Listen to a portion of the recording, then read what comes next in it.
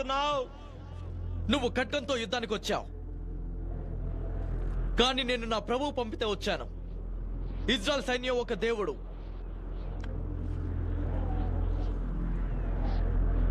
నేను నిన్ను చంపబోతున్నాను. నీ శరీరాన్ని కాసేపట్లో కుక్కలు తినబోతున్నాయి. ఇక ప్రపంచమంతా తెలుసుకుంటుంది ఇజ్రాయెల్లో దేవుడున్నాడని.